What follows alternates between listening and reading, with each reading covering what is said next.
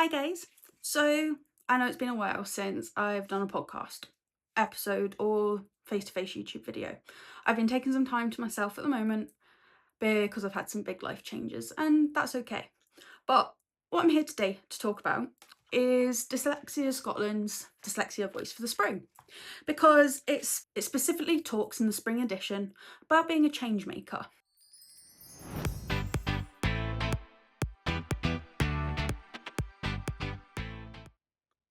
So it calls for young change makers. Now, I've got it in front of me and just have a listen. Dyslexia Scotland has it launched an inspiring new initiative inviting young people to become official Young Dyslexia Scotland changemakers. Young people can draw on their own creativity or make use of a range of free resources, including busting dyslexia myth posters, lesson plans, and information leaflets, all on the website. Young changemakers who want to do this log onto the awareness raising activities through the Changemaking channel. And it acts like a record of small steps on Scotland's journey to becoming dyslexia friendly. Now, they have their election manifesto out as part of this. It's been published as part of this. And their three main priorities, their three urgent priorities, are the following: a national digital school leavers passport to ensure young people leave school with evidence of their needs that's recognised in further education, training and employment. Number two, a funded national pathway for adult dyslexia assessment, progressing towards free access and supported by technology-based assessment tools. And lastly, the one I'm really on to talk about today is mandatory dyslexia and neurodivergence training in all teacher education, supported by assistive technologies and an AI-enabled classroom. You already know that I really lean on how to use AI in school effectively to support neurodivergent children. As a neurodivergent adult, I've used it throughout my education. When I was going through university, both times, I had Grammarly Pro. Now, Grammarly has AI integrated. It always has. From the very beginning of using it, it allowed me to brain dump. And that's the biggest hurdle for me and many other dyslexics, is all the information and getting it out in a way that's logical, chronological, and structured. So I would answer my assessments or my homework or whatever piece of material I had to do for uni. I would brain dump it into my notes app and then I'd copy and paste it into Grammarly. Now, what Grammarly's AI did, and still does very effectively, is take that and make sure that your language and your structure is coherent. I use that tool all the way through my education into teaching to check for spelling mistakes, for punctuation errors, or tense issues. And what I mean by that is I might write something and I'll start off in the third person, halfway down I'll be in the first person, and then by the end I'm back into the third person. And that's not how you write academically. And because I was able to get it analysed by Grammarly's AI, I learn over time where certain tenses, structure and punctuation actually belong. There's lots of different ways to understand that, and I think it's so important. Advances in technology have really helped support children, young people, adults, families that need that extra support, and using AI is the best way to do it. But there's some safety things that we have to worry about, and I've talked about it before, being safe using your AI, because at the end of the day, it's still your content. You don't want to put any personal information on. You don't want AI to do the work for you. It's a tool to help aid you. Just like when I was in secondary school, I had a scribe and extra time. AI allows me to not need that extra time because I can word dump straight into ChatGPT, Gemini, Copilot. There are others, it's just those three work for me. I use AI, and the collaboration I'm doing with Kirsty, we've got an entire module all about AI. And once the materials are published, I can navigate you to them. So you can actually have a look about what use of AI in business and therefore education and generally the workplace looks like, how to use it to aid and support, not do it for you. And that's the big difference. And I think it's really powerful that Dyslexia Scotland's manifesto highlights that.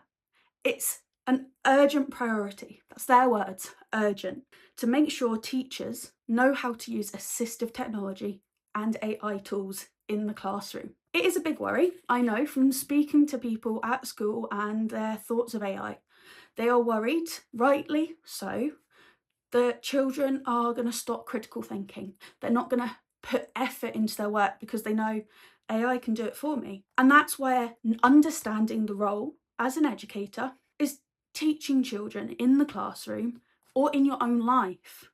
If you've got young ones or children in high school, help them navigate it. Use it to aid, not to do. So I want to retouch back on Dyslexia Scotland's 3 urgent priorities, because in their article they have it broken down for each of the 3 and have impact as the last thing. And I want to just read it to you and have a listen. The impact can be so incredible if used the right way and implemented the right way. So a national school leavers passport, the impact of having that would provide smooth transitions, reduced reassessment, improved employability and lifelong support. Investment at this stage will significantly reduce the costs of future adult assessments required. And we know how long the waiting list is. In Scotland, in my county, it's 2 to 3 years. And in some instances, children diagnosed in P2, P3 aren't getting support until they're in P7, S1. And then if they have to do that process again because their university decides not to accept it for whatever reason, they then have to go through that waiting process again. And that's not fair on them, the children, but it's not fair on the organisations having to go through it. One system makes more sense, cost saves, and it's consistent. So number 2, a funded pathway for adult dyslexia assessment.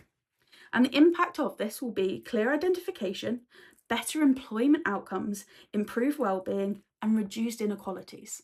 If you're an adult that's dyslexic or neurodiverse going into the workforce and not having a clue on the support that you need to do your best in that job, then both you as an employee and your employer are going to get frustrated.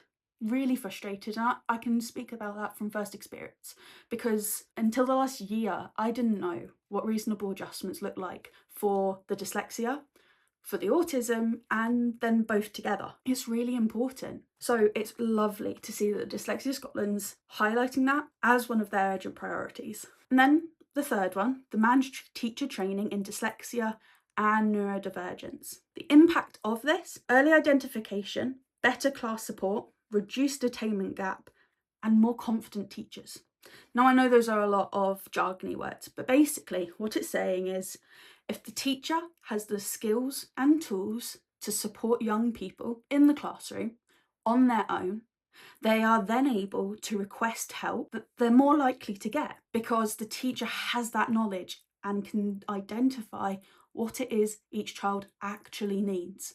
They're not just guessing. One of the things they mention in this article is the statement in response to ASN figures. Now, I have talked about it. I'm not sure if I've talked about it in giving you actual numbers. After studies done last year, the new published figures as of 2026 show that 43% of children in school and young people have additional support needs. That's crazy. If you think about that, that's almost 50%. Half of the children in a classroom need support and they're not getting it. Now, BBC News reported that this 43% is from various forms of learning difficulty or disability, including dyslexia, which accounted for 112,000 people. Like, that is a lot. And as part of the article, it says, at Dyslexia Scotland, we believe that every child and young person deserves an inclusive education that meets their needs and supports their learning pathways going forward, which is so true. And that's what I do, Kindling Minds. That's what it's about. It's all about making education inclusive and meeting the child where they are. And I fully appreciate that in a classroom of 30 children, That's really difficult if almost half, just under half, require support, individualised support. One person can't do that. The teacher's always going to fall down at that point. And in Scotland, we have Getting Right for Every Child, GIRFEC. And it's toyed with me a lot in the last year or so about how ineffective Getting Right for Every Child ends up looking within the classroom. Now, I think it's a brilliant idea, but the practicality of that is increasingly more difficult as we have bigger classes, less funding for support, and just 9 times out of 10, one teacher on their own to sort all 43% of the people in their class. Say you're a boss and you have 20 staff, and you know that 8 of those staff members require accommodations such as wearing headphones, walking breaks, movement breaks, overlays, extra time, a variety of things, fidgets, ways to stim, quiet spaces, safe spaces. 8 people in that office of 20 need help, but the boss only has 10 minutes a day to have a chat with each and every person to find out those accommodations. What would you do? You've got 20 employees, you can only spare 10 minutes a day to talk to each and every one of them. 8 people needing support? That's 80 minutes of the working day. That's almost an hour and a half. And you would have to do that every day. And as a teacher, you're teaching subjects almost every hour. So if you had 8 children, every hour that you had to spend supporting them individually, 80 minutes, that's already gone past the hour. So what happens? Well, the children are left unsupported, which is a shame, because they are also the children that get made to feel like they're not good enough, that they can't do it, when actually it's got very rarely has it got to do with not being good enough. It's just that they haven't learned in the way that works for them. And that is something I'm so passionate about, is giving that confidence back to children to go, and young people, to say, I can do it. I just have to do it this way.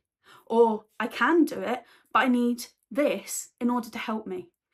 It's okay. It's normal to ask for help. And this is why Dyslexia Scotland's article is just so powerful this spring, because it really addresses that. It really makes people stop and think. And that's what we need. Change happens when one person stops, makes a small change, and it snowballs. That's how change is made.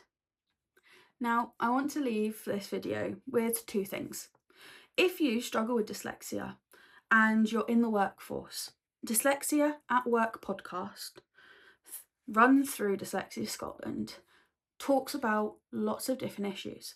And the host, David Hossack, has done an episode specifically of dyslexia at work with Dr. Jeremy Law, who was one of my lecturers at University of Glasgow. And he himself is so passionate because he's gone through it too. So check out the podcast if you need ideas, different things to consider. It'll be worth your time. And then lastly, is at the very end, there's a story about a girl who wrote her first book. Now, she struggles with dyslexia. I've written a book, but I hate reading. And when people get to know me and I feel safe enough to let my guard down, it's not until then that people that come into my life realise I can't stand reading. I'm a teacher, I have 2 degrees, and I got a first, but I still hate reading. I have an entire bookcase behind me of books, and I haven't finished any of them. I start books, the intention is there, but the pain and effort that I go through just to read a book, there is no fun. I'm exhausted, and I still couldn't tell you what's happened in the story because I'm spending so long trying to get the words right. That's all for today's video. If you're on YouTube, drop me a comment. What's something you wish you knew about dyslexia right after you got diagnosed? What's something you wish someone had told you? Like, subscribe, follow, share, you name it. Have a good one.